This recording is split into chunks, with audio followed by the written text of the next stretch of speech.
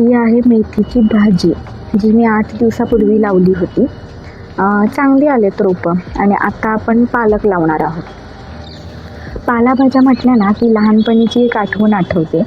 ती म्हणजे ज्या वेळेला पालाभाज्या असायच्या ना त्यावेळेला मी जेवायचीच नाही किंवा मग लवकरच जेवण आवरून घ्यायचे, जेणेकरून ती भाजीच मला खायला लागणार नाही असं काहीतरी. मेथीची भाजी म्हटलं तर ती एवढी कडू असायची आणि त्यात त्याचा वासही फार कडू असायचा.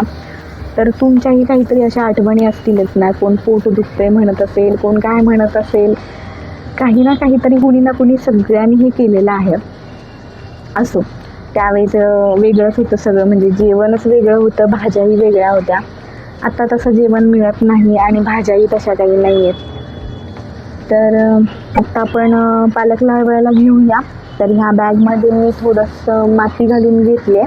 ती माती थोडी भिजवून घेतली आहे, त्यावरती बिया पसरवून घेतल्या आहेत आणि त्याच्यानंतर परत त्याच्यावरती माती घालून पाण्याचा शिंतोडा मारून घेतला.